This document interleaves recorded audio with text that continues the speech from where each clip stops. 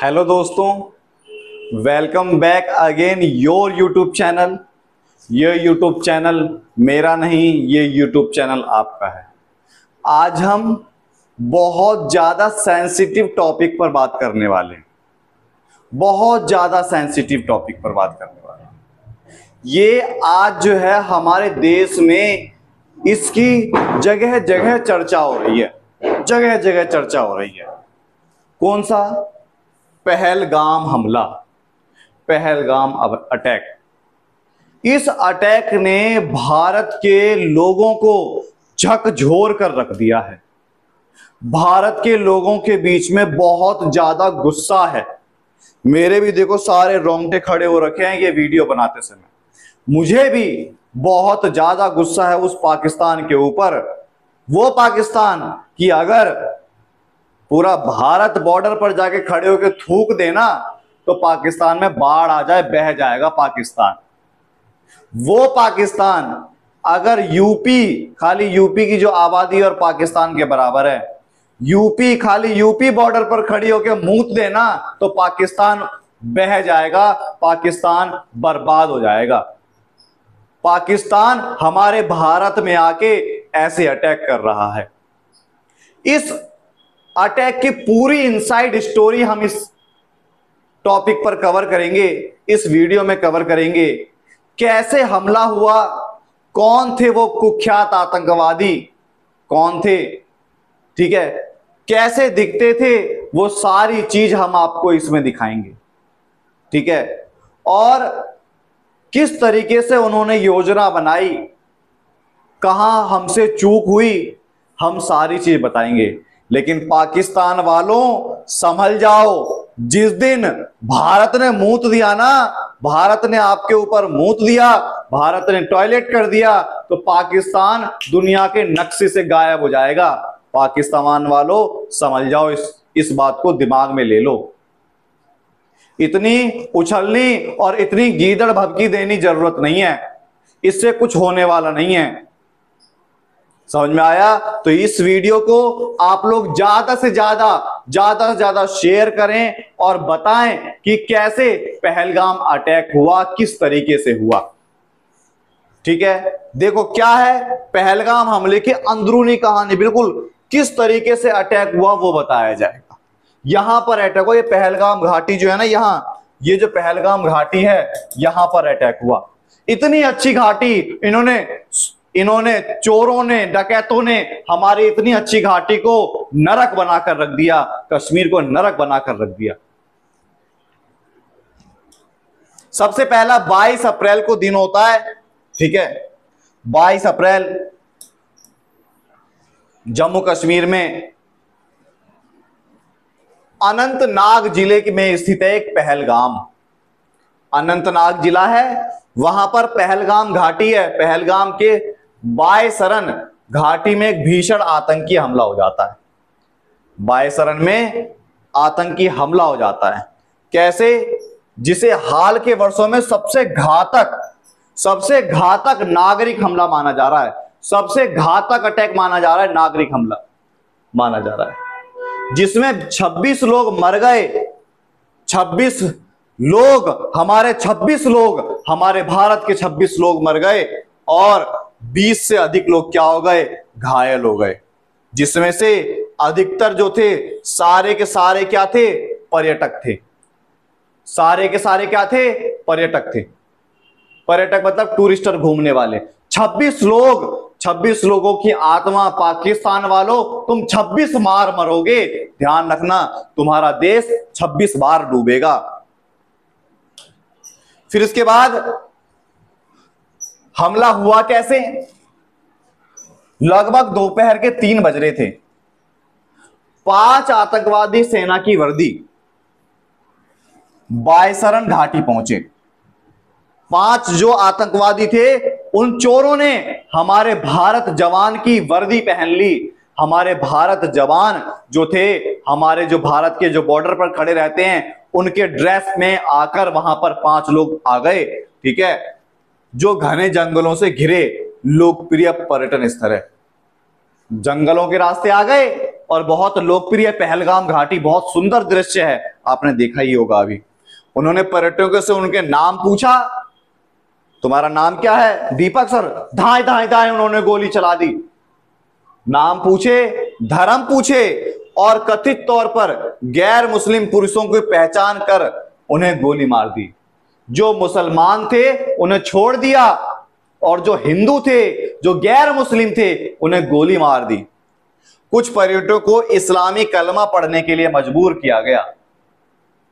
कुछ पर्यटक जो टूरिस्टर थे उन्हें इस्लामी कलमा होता है, देखो मैं भी हिंदू हूं, लेकिन मैं सारे मजहबों को अच्छे तरीके से जानता हूं। ये इस्लामी कलमा पढ़ने के लिए जो बोला गया, ये कौन बोलेगा? आप खुद जानते हैं कौन पढ़ता है ये। समझ में आया? ये बोला गया, मुझे भी आता है, ठीक है, मेरे को याद है, शायद मेरे हिसाब से ला इलाहा इल्लल्लाह मोहम्मद रसूल अल्लाह इस तरीके का एक कलमा है, वो पढ़ने के लिए बोला, पढ़ दिया मैंने। इसका मतलब क्या है? मैं मुस्लिम हो गया, हिंदू हूं ना। इससे जाति धर्म से कोई मतलब नहीं होता। मेरे को जाति धर्म से कोई मतलब नहीं है, ठीक है। फिर उसके बाद जो नहीं पढ़ पाए उन्हें मार दिया गया। एक स्थानीय खच्चर चालक सैयद आदिल हुसैन शाह ने आतंकियों से लड़ने की कोशिश की और मारे गए। वहां का एक स्थानीय था, ठीक है, सैयद आदिल हुसैन। मैं कितना अच्छा इंसान, वो अकेला लड़ने के लिए चला गया उन आतंकियों से। बचाने की कोशिश करी उन्होंने लोगों को, लेकिन उसे भी मार गिराया, उसे भी मारकर चले गए, है ना। फिर उसके बाद जिम्मेदारी और जांच। इस हमले की जिम्मेदारी द रेजिस्टेंस TRF ने ली, जो लश्कर ए तैयबा का एक सहयोगी संगठन है।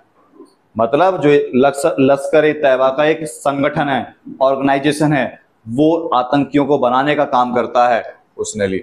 उन्होंने इसे कश्मीर के कथित जनसांख्यिकीय बदलावों के खिलाफ, कश्मीर में जनसंख्या बदलाव हो रहा है, हिंदू ज्यादा हो रहे हैं, मुस्लिम धीरे धीरे कम, उसके खिलाफ प्रतिक्रिया बताया।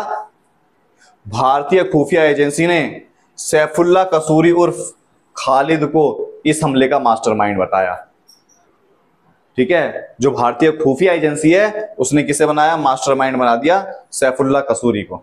जम्मू कश्मीर पुलिस ने 3 आतंकियों के स्केच जारी किए, जिसमें से 2 पाकिस्तानी नागरिक बताए गए हैं। 3 आतंकियों के स्केच जारी हो गए, ठीक है, जिसमें से 2 पाकिस्तानी हैं, 1 भारतीय है। सवाल यह उठता है, ये यहां आए कैसे? किसी भी रास्ते से आए हों, कैसे भी आए हों, इन्हें किसी ने पनाह तो जरूर दी होगी। ये कोई यहां पर इन्हें कोई लेकर तो जरूर आया होगा, इसकी खबर किसी ना किसी को तो जरूर होगी। ये रातों रात नहीं है, ये रातों रात होने वाला हमला नहीं है।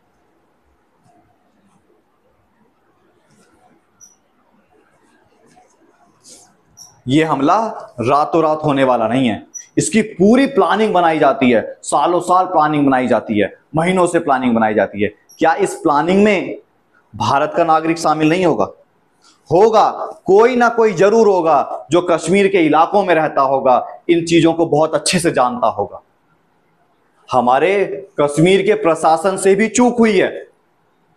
इतने दिन से कश्मीर में ये लोग रह रहे थे, आतंकवादी रह रहे थे, कश्मीर के प्रशासन को पता नहीं लगा। ये वीडियो पता पहुंचनी चाहिए कश्मीर के प्रशासन तक कि उन्हें ये सारी चीज पता क्यों नहीं लगी। उन्हें उन लोगों को फाइंड करना चाहिए, उन लोगों को खोजना चाहिए जो लूप होल्स हैं, जिन्होंने इन लोगों को पनाह दी। एक ना एक इंसान तो जरूर होगा जिसने इन लोगों का साथ दिया होगा, हमें उन्हें पकड़ना चाहिए। पीड़ित कौन थे जो मारे गए? मारे गए 26 में से 23 तो भारतीय थे, हमारे भारत के, जो अरुणाचल प्रदेश, कर्नाटक, केरल, महाराष्ट्र, उड़ीसा, गुजरात, हरियाणा, तमिलनाडु, उत्तर प्रदेश और पश्चिम बंगाल से गए थे। इसके अलावा 2 लोग थे, एक था नेपाल से, एक था संयुक्त अरब अमीरात। समझ में आया? 2 विदेशी नागरिक भी शामिल थे। मारे गए लोगों में भारतीय वायुसेना और नौसेना के अधिकारी और एक इंटेलिजेंस ब्यूरो अधिकारी शामिल थे। जो मारे गए उसमें से अभी 1 हफ्ते पहले जोड़ों की शादी हुई थी।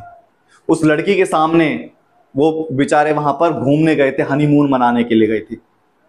उस लड़की के सामने, उसके सामने जो एल्विस की फ्रेंड है, उसके कॉलेज में पढ़ती थी, उस लड़की के सामने, एल्विस यादव जो है, उस लड़की के सामने उसे गोली मार दी, उसके पति को गोली मार दी, और वो कुछ भी नहीं कर पाई।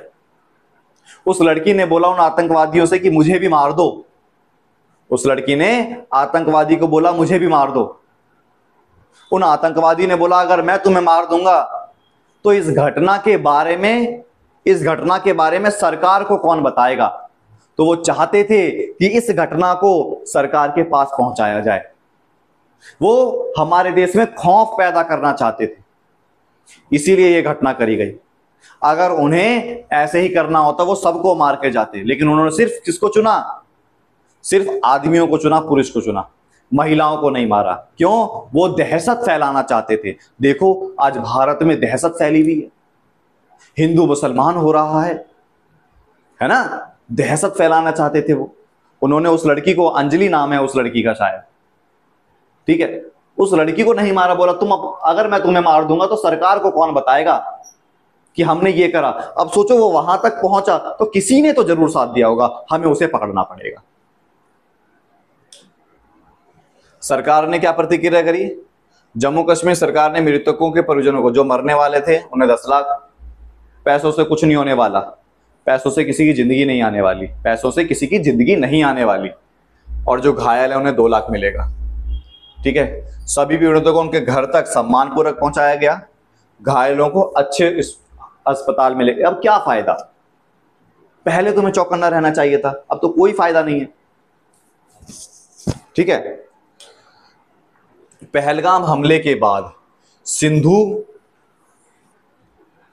समझौता रद्द या सिंधु समझौता रद्द हो गया, समझौता रद्द हो गया। पहलगाम हमले के बाद सिंधु समझौता रद्द हो गया। क्या है सिंधु समझौता? जब आजादी हुई थी ना, तो देश के बीच में सिंधु समझौता हुआ था कि जो सिंधु नदी है, इसका पानी पाकिस्तान में भी जाएगा, भारत में भी जाएगा और चीन में भी जाएगा, मतलब दूसरे इलाकों में जाएगा। हमारे देश की सरकार ने बहुत अच्छा कदम उठाया, उन सालों को प्यासे मार देना चाहिए, पानी नहीं देना चाहिए उनको। सिंधु समझौता क्या कर दिया? रद्द कर दिया कि अब सिंधु नदी का पानी उस तरफ नहीं जाएगा। यह कदम उठाया हमारी सरकार ने, बिल्कुल उठाना चाहिए, बिल्कुल उठाना चाहिए। मैं तो कहता हूं हमारे कश्मीर का नाम चेंज कर दिया जाए, जय श्री राम कर दिया जाए, जिससे पाकिस्तानी जो है, पाकिस्तानी वो कश्मीर का नाम लेने से ही डर जाएंगे। समझ में आया? अगर कश्मीर का नाम ये कर दिया जाए ना, हनुमान श्री राम, तो पाकिस्तानी उस कश्मीर का नाम ही नहीं लेंगे। हमें ये कार्यक्रम करना चाहिए। ठीक है, सिंधु समझौता रद्द हो गया। ये देखो यही लिखा हुआ है, प्रधानमंत्री नरेंद्र मोदी जी ने इस हमले के दर्दनाक और चौंकाने वाले बताया। बहुत दर्दनाक, सच में बहुत दर्दनाक है। मैं जाता हूं घर, रात में जाता हूं 11 बजे, पुलिस वाले खड़े हैं, हम लोगों को डर लगता है कहीं कुछ हो ना जाए, कहीं दंगे ना हो जाए। मम्मी रात को फोन करती है 10:30 बजे 11 बजे कि दीपक घर आ जा, वहां पर बहुत सारी भीड़ हो रखी है, कुछ हो जाएगा। कल दिल्ली बंद थी, ट्यूशन टासन जाने के लिए बच्चों को भी नहीं भेजा गया कि सर जी हम नहीं भेज रहे आज बच्चों को। सोचो कितनी दहशत है लोगों के बीच में। दोषियों और न्याय दिलाने इसके लिए संकल्प लिया सरकार ने, मोदी सरकार ने। पाकिस्तान पर इस हमले की शामिल आतंकवादियों समर्थन देने का आरोप लगाया। है ही पाकिस्तान, समर्थन देने का आरोप क्या है ही वो, जिसमें पाकिस्तान के खारिज किया। पाकिस्तान तो देखो चोर की दाढ़ी में तिनका, और चोर कभी ये नहीं बोलता कि मैं चोर हूं, है ना। भारत ने पाकिस्तान के साथ 1960 के सिंधु जल संधि को निलंबन कर दिया, मुख्य सीमा पर पार को बंद कर दिया, कोई आना जाना नहीं, नागरिकों का वीजा रद्द कर दिया। ठीक है, अब कोई भी नागरिक भारत में नहीं आएगा, सारे वीजा रद्द हो गए, सबको पाकिस्तान वापस भेजा जा रहा है। जाओ, सही करा जा रहा है, बिल्कुल सही, मैं बिल्कुल सही हूं, बिल्कुल साथ में हूं। निष्कर्ष क्या निकलता है? इस हमले न केवल कश्मीर में शांति की उम्मीदों को झटका देने वाला है, शांति की उम्मीदों को झटका देने वाला है, बल्कि भारत पाकिस्तान संबंधों की नई चुनौती पेश कर दी। पहले और भारत और पाकिस्तान के संबंध जो धीरे धीरे ठीक होते जा रहे थे, नई चुनौती आ गई। सबको पता है पाकिस्तान ही है जिसने आतंकवादियों को पनाह दे रखी है, सबको पता है। इसने सुरक्षा व्यवस्था, आतंकवाद के खिलाफ रणनीति और कश्मीर सामान्य स्थिति बहाल करने के प्रयासों को गंभीर प्रश्न उठा दिए। अब एक क्वेश्चन आता है, क्या हमारा कश्मीर सुरक्षित नहीं? क्या भारत के लोग सुरक्षित नहीं? क्या सरकार हम लोगों को सुरक्षित कर सकती है? क्या सरकार हमसे वादा कर सकती है कि हां तुम लोग सुरक्षित हो? यहां पर हो जाए दंगे फसाद, किसको क्या पता लगेगा?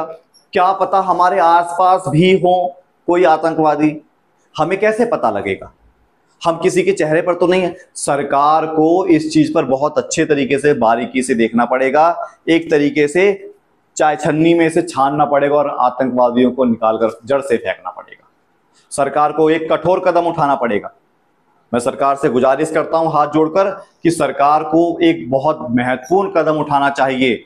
देश की सुरक्षा को बहाल करना चाहिए, देश की जनता की सुरक्षा को बहाल करना चाहिए। और मैं देश की जनता से बोलता हूं, आवाज उठाओ।